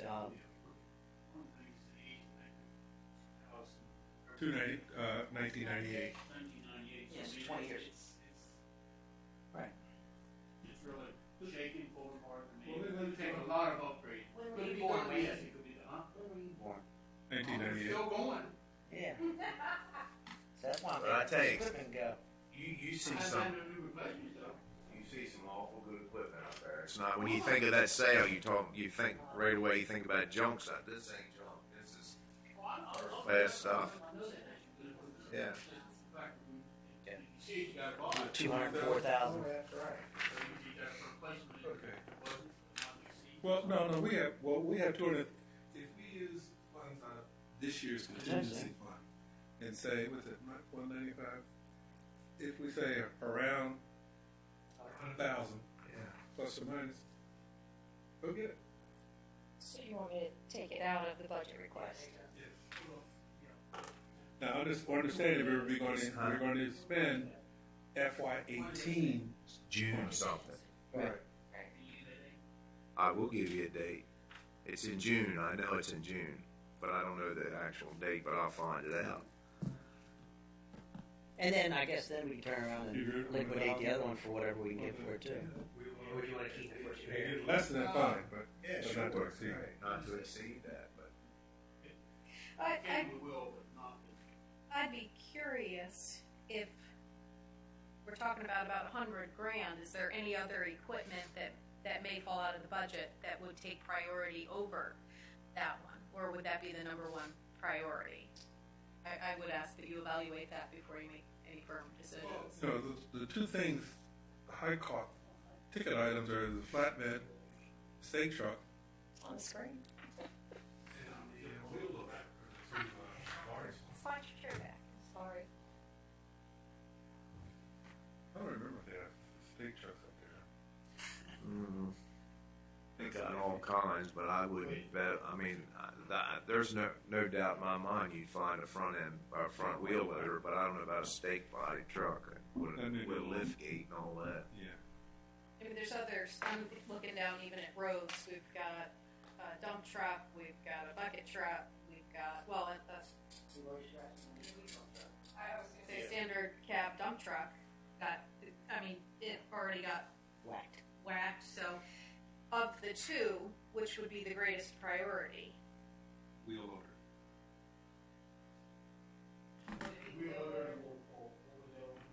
The, Well, I'll tell you one thing standard he cab come out dump of the truck. budget is that chipper. I don't think he needs that chipper, and that's I think it's That's more 40K. That's 40,000. Okay. I mean, if we already got a chipper, it would be nice to have a second chipper to go in two different directions, but that's, in my opinion, that's Okay, are we, not over something else like this. The other, it was a standard cab dump truck with plow, sander, spreader. It's already been. Next. And then I would say even, looking down, I mean, there's other things that you might find more important for you. I'd put some kind of placeholder in there for the front wheel loader and axe the rest of it. It ain't nothing. We've taken off a year before. Because look, we were sitting around here. Both of you, my colleagues, remember a couple of years ago we bought a lot of equipment, and we said, we really beefed up the camp. Because we had went some years where we didn't, and we bought a lot of equipment for the last couple of years. So. and can see what was bought in 18. Anything up there that would last another year if you had to. About that. And this might be the year to find out. Some of the other high-ticket items are security systems, the KCDC, fuel system design. Are we, so what am I hearing you say about? Electric panel, that thing, it's falling down, it needs to be upgraded, we need to get electric company to put a new on the building. $1,500. I don't, Contingency. another contingency, okay. Do it. Okay, so we'll exit out of next year's budget. Well, I thought Ronnie was saying out of their budget, $1,500. That's He might be able to find it. We can look. where you got it. So, Probably. Look, if we're looking at a crunch, and which we are, I'd just say, look, everybody, you come back and tell me what absolutely won't wait another year. How much was capital side that we still are being requested above? Fund balance. 2 million? plus 413 from the school. That wasn't in the numbers. Above fund balance. Above Above that what will be taken out of million and a fund half. Is balance. a million and a half? That's how much you have directly. We have $1.5 million to utilize. Right. So we actually got $1.1 million after figuring We tabled a bunch of these capital projects too, like the courthouse, A&E, the Wharton maintenance facilities. So we've got a lot of things tabled over here on capital projects. There's a $2 million.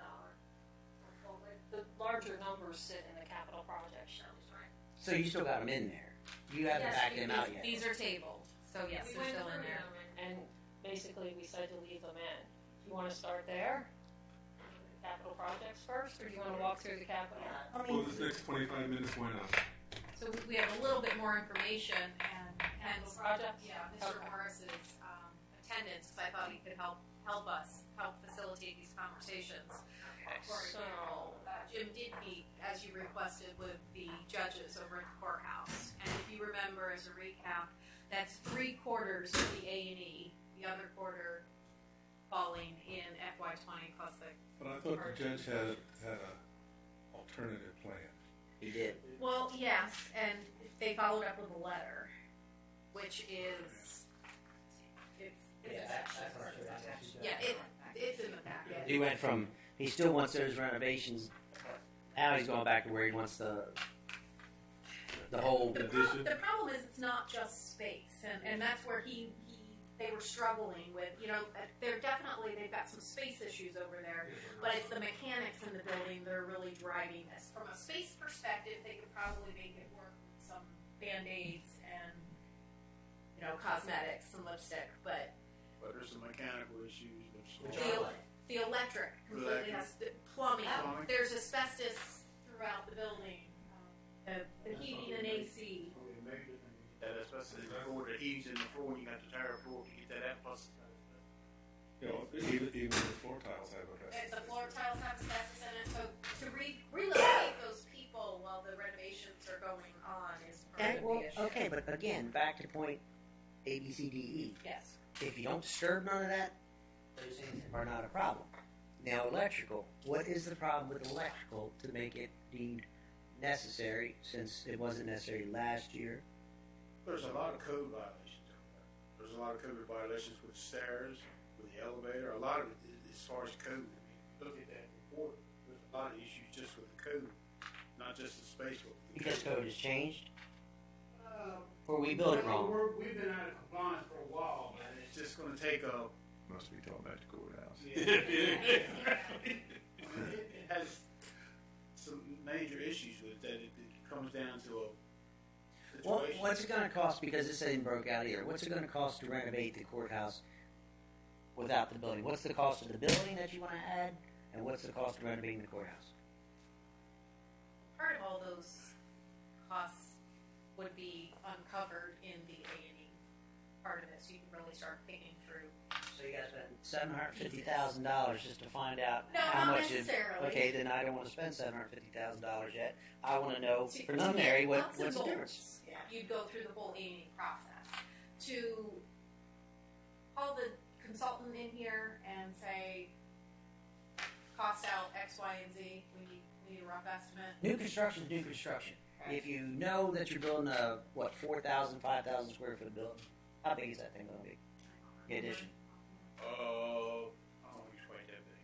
I can't remember off the top of my head. But that should be a number they can come up with. New construction costs. Well, we're not going to do the They've construction got cost right numbers of that. Well, what do you mean? You got to do the new construction costs before you can do the renovation on the courthouse. A That's has to. all part of it. That's all. They're going to have to put this up and actually can put the people in this one Right. while they're doing this. Right.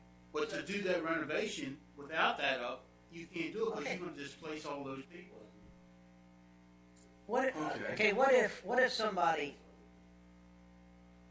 was concerned or wanted to possibly take the parks cleaner, renovate that, and lease it back to the county government?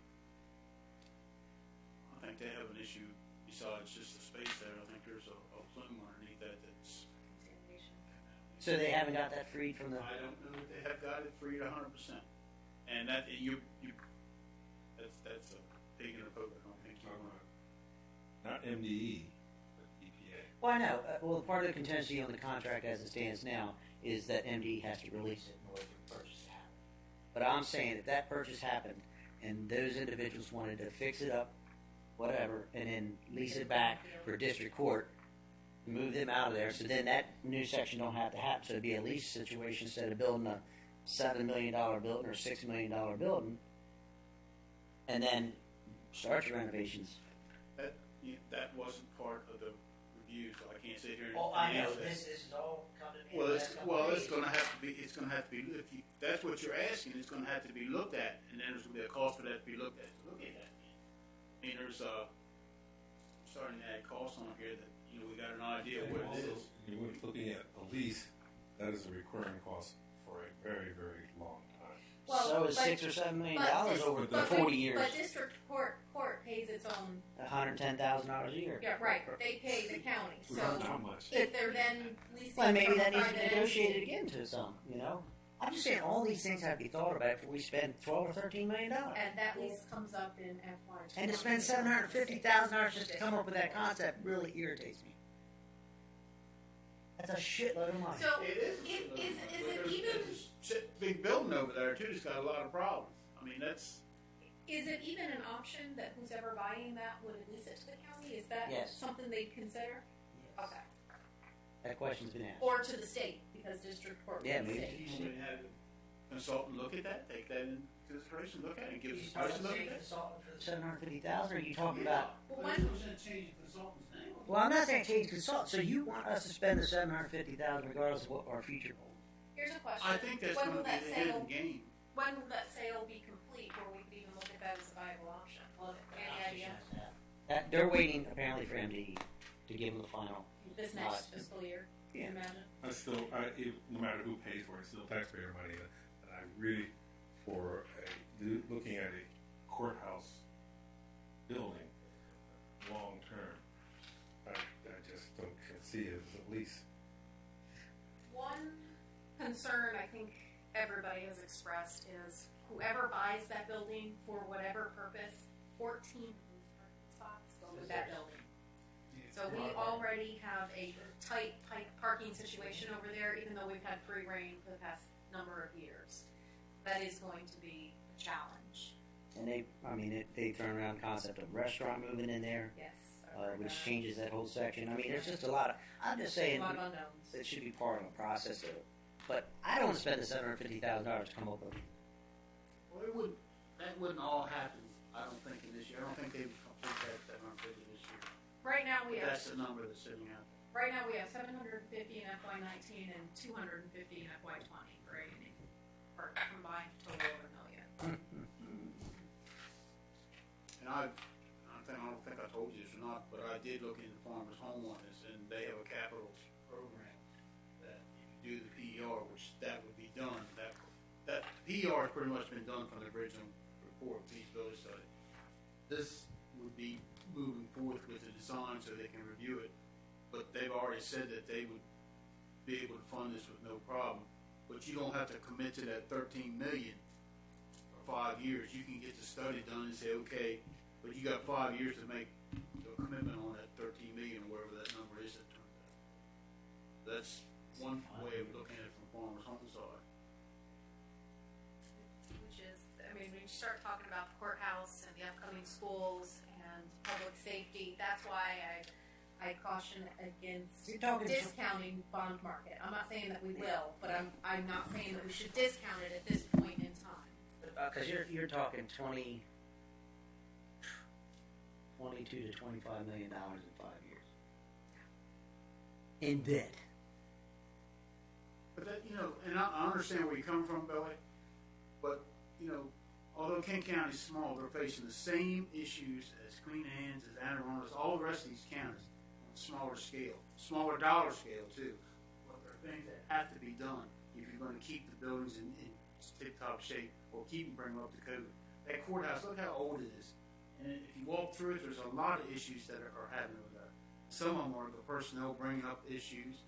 Some of them The are bond just market basic. is not, I know that's a word you don't like, but the No, bond, that's what he don't like. well, the bond market is not necessarily the way, well, I've never been to it, so I don't know good or bad or the ugly. It's interesting, it is. You know? But I know when you got a neighboring county, you say we're all in the same situation, yet they're sitting there with $29 million extra in the rainy day funds and everything else. They're not having the same issues we're Well, having. they got the same issues, but they got to borrow the tax base. They got more people to deal with. Well, I know that. I mean, that brings into play a lot. But The school systems, I don't know. Well, you got to do what you got to do. I mean, Okay, back to the 750,000. Do we go ahead with that? Because we got to go ahead and do something about the courthouse. We got to find out where it is, what we need to do. Is it going to cost 750,000 to do that? to get the design started, yes, and get the A&E done, yes. It'll probably be closer to the million. And It's just gonna span 2 years. I mean, an option could be if somebody does come in and purchase the next door neighbor property and is interested in talking, maybe you table this for a year until that happens and you could talk about that neighboring property. I don't know. What happened to the old days when they threw a stone down in the mud and just started building? And that's where this farmer home comes in too, Yeah. because you don't have to commit to that loan. The code inspectors will approve that. So we can still table this for a year, though. If you do, I would recommend putting some cosmetic dollars We in got to do something the about the budget. courthouse as far as code violations are concerned. The reason why the problem with code violations is that it is actually a health and safety issue. That's why there's code. And one of the huge things that's being corrected in the new courthouse design is security, and the security vestibule, very similar to the schools, because right now they're bringing detainees straight through the lobby. Right now, for the last 50 years. You're right, but that's, I mean, they have access. Yeah, it used to be the jail was in Judge Murphy's office, you know, or whatever. I mean, Well, and another thing about, you had asked about the electrical, just today's work conditions are so different than they used to be. Personal computers at their desk stations. There's a lot more drain on the electrical than So what do you when think? the courthouse was. I think we have, unfortunately, I don't think we have any choice, but we gotta do something with the courthouse and what that is. I don't know. We gotta have, it's gonna need some attention, just like, that leaves us $400,000 of capital left that we can spend. We're at that. 1.1 million. It's 750 plus 415. Huh? The 750 plus 415 or 413, whatever. Well, we had 450 from school. That's what I mean. Yeah. So 413. So this would, do the courthouse and better than beach renovation and let the rest of it wait. That keeps the maintenance facility in Wharton as is. The only thing I'd do out there at that maintenance facility is tear that roller rink down. clean it up. I agree with you 115%. But what are you gonna do with the storage there? Is the problem. But you still got issues that have to be stored. Things that need to be stored. Parts, right? We're still actually still using it as storage Yeah. facility. Not only that, but we're also using the school too out there, the Wharton Elementary School. And there's stuff being stored out there. Really?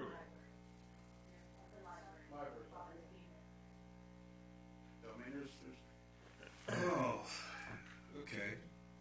and we went back on that maintenance building and cut down on the size, and it's not, So what you got for a number now? it's just about the same number. Because it's not necessarily the square footage, but you're looking at the site plan, you're looking at the water and sewer, you're looking at the landscaping, you're looking at all that aspect of it as far as the electric and HVAC. Those are all the ones that are mounting up. Those numbers don't necessarily go down just because the square footage. We went from 15 to 12, as you asked, what you told us to look at. And the number came in still just about in the same range. $700,000. Whatever that number is, yes. Well, I think it was like 697. We can take.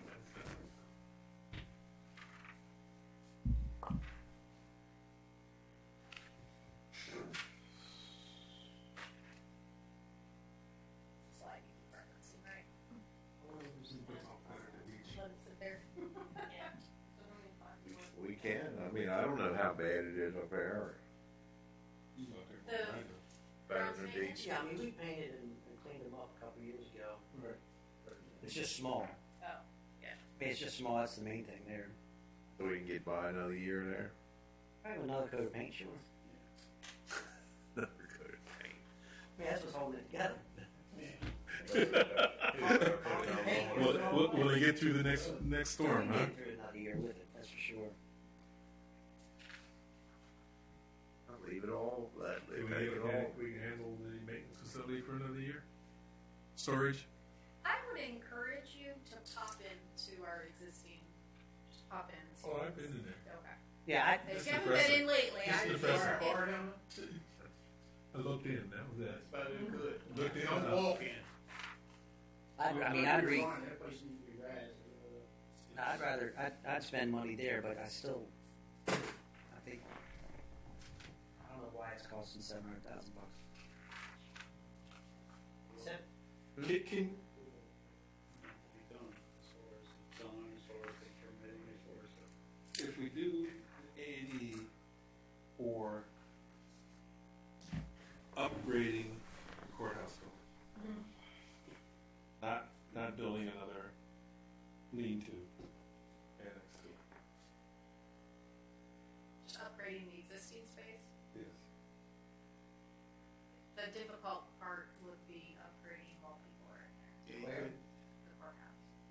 With all It the was, that was asbestos and- probably one of the least things to look at because of the disruption that's gonna have to happen there. You'd actually physically have to move people out probably 2 or 3 years ago. Do something inside there, in the existing footprint. I think Plus, you you're still build not- you build the annex first, and then you move people into that, and fix up their spot, and then move them back. And If we're seriously talking about leasing other property,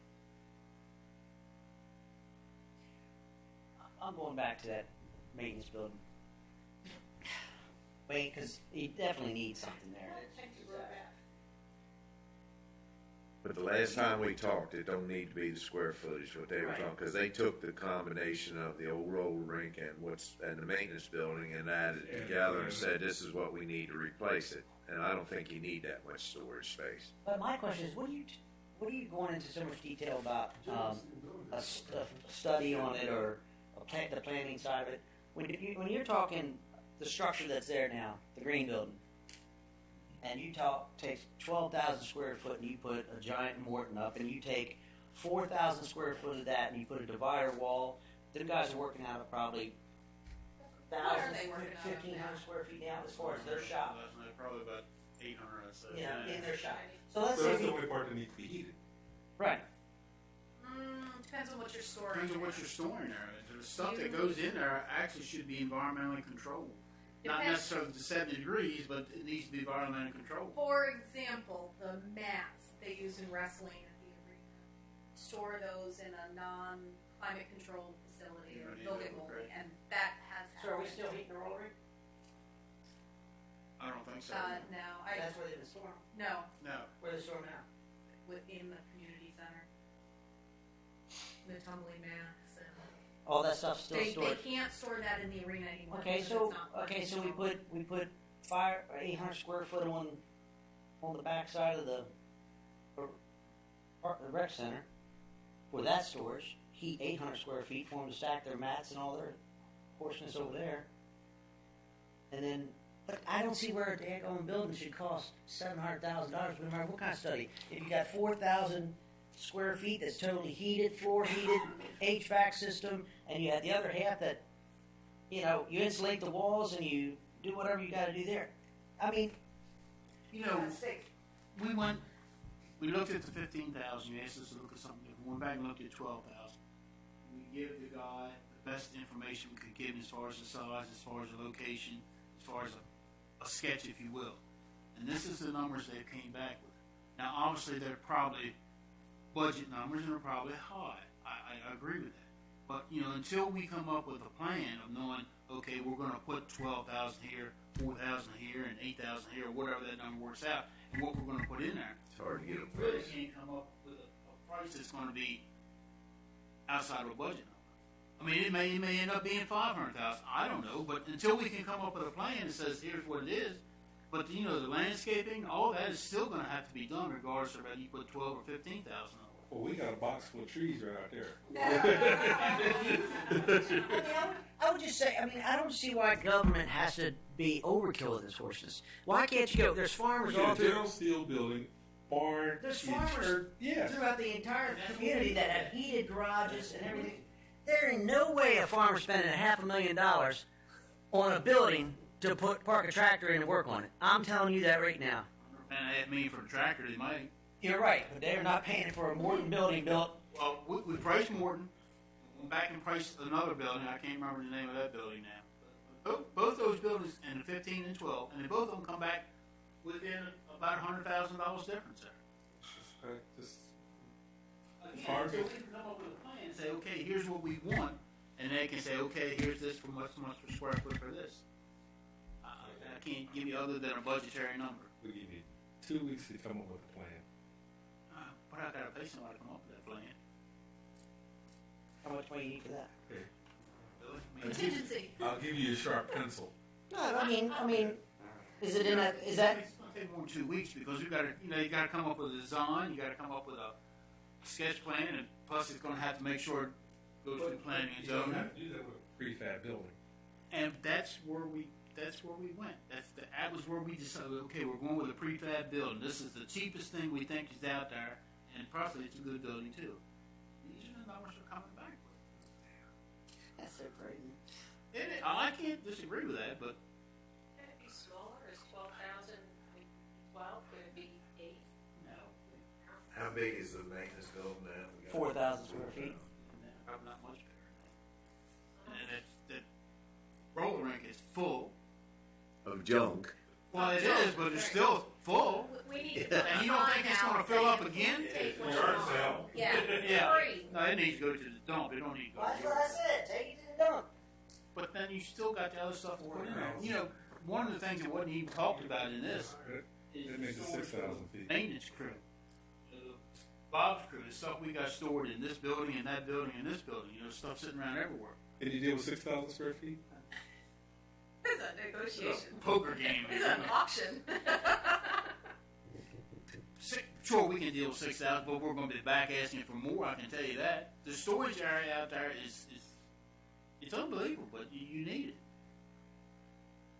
Why don't you give us a price on tearing the old one down and putting an 8,000 square foot building right where that one is? Yes. And then you can move everything over there and then we'll tear the other one down. Yeah.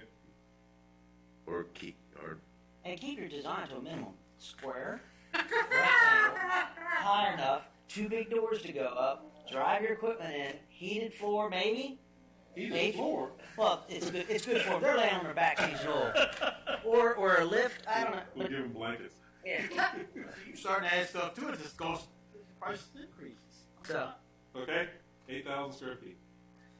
Had a price on tearing the other one down. I got that. How much? I think it was like 65,000. I don't remember exactly what it To tear the roller ring down. Is that, they get all the stuff in it too? is. That goes with it? Yeah, we'll souvenir that. Okay. Because it's an eyesore. It Oh, you needs, heard that thing needs to go. 6 years ago, 8 years ago. Yeah. Okay. So we're going to hold off on Betterton Beach for another year. So we're taking pretty it much out. holding off on everything else. Yeah. What, do you want to talk about any of those other ones that water Wayne has wastewater said treatment enough. upgrade? Well, I think the Nicholson water No, treatment it's upgrade, got to go that forward. has to go in because we're, MDE is, yeah. So that stays. So we're going to back off the courthouse, everything to FY20. Move it back a year. So the 750 is out? Yeah. This year. For this year. Push it out, okay. All right, the. So, just a question, if we push the 750, can the judges have Yes. Yes. some money to renovate a little bit, move the law library into the annex, Yeah. maybe get the orphans court, Yeah. whatever? Yeah. Because I think he had said 25,000, 30,000 paint and everything. I think that Yeah. was, the lipstick And we basically can do for that out of his office contingency as areas. well. This year's Continue contingency. this year.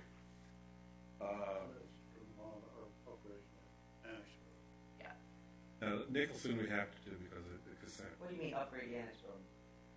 That's what you're talking about, right? No, yeah, but he's just talking about moving that library in there. The Whatever needs to happen. Right. You know, Yeah. ask him how much he thinks. Turner's Creek. That's a 50/50 project That's with a the state. 50/50 project. Yeah. Could Is we- it going to have a state fund? I haven't been up there, but I'll bet you it'll live another year. Another year. Is the grant funding contingent upon timelines or anything? How tight are we? Built in a day. I know it wasn't, but Neither was Wayne. Okay. Turner's Creek. We already said that. It'll last. Will last a year. Quaker Neck Landing. Uh-huh. I think No, it'll that's a last 50/50 another year, there. too. They're both 50. But 88, that's our share, or is that? Our share. Yeah. 175 is our share. They're all 50/50. Well, the public safety building, that's money we're going to use to actually, we've already That's said, the to do feasibility to do the study Right. where the school building's included, to Right. figure out how to. Okay. So the two, 37.5. yeah, We've already given permission to move forward with that, right? Correct. Yeah. Who are you looking at? oh yes, Where are you at, Wayne? wasn't on that one, but okay, I am now. All right. Okay, well, A little scared, nervous over we there. should probably stay with her. I'm gonna tell you, I think you gotta keep that. Yeah. you fellas can keep on getting ready to wind. I'm getting ready to move out on you. Me We're all too. moving We out. have approximately 2 minutes. Yeah, we're all three going the same place. Yeah, you too. I wish I was invited. I would have went. all right. Okay, so- are you- so- are you so familiar with that, Jack? just to recap, Yes, the please. courthouse edition is going to be Moved. pushed back a year. Right. Wayne is going to come back with another price on the Wharton maintenance facility. That's right. This is less. We're going to push out Betterton Beach. Yes. We're going to leave in the Nicholson water wastewater upgrade. Yes. We're going to push back Turner's Creek and Quaker Neck. Yes. Yeah. We're going to leave in the 37.5. The 25,000 is out, and the PC upgrade. Stays in. Okay. So do we need to look into Turner's Creek and Quaker Neck to find out if we I want to check on that because I don't Yeah. lose that grant fund. I don't want to lose the grant funds You're either. not really losing it, are you? I mean, if they paying it this year, they'll pay it next year too. Well, that's The the 50/50 grant, you're not losing it. Make sure but I that want to there's make sure not- that It doesn't expire, the money doesn't expire. Okay. or- Okay. I will say this: Quaker Neck landing piers and on campus. Yeah, it is. It's bad. Yeah, honestly, Wayne, it is. so the damn maintenance building out there. And we agreed 8,000 square feet.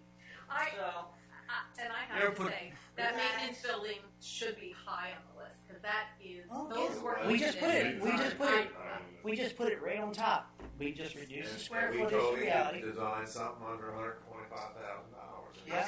That won't be a problem, That's- will it, Wayne? Renovation and putting the new. Try to stuff it in a 2-pound bucket. I think you got nice when you retired. Pressure ram for it. I have. Ram that in.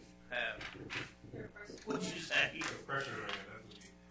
5:30. That's about a $500 charge. All right, Okay. Okay, we're finished. Wayne, you got the easiest task of anybody. Go figure it out.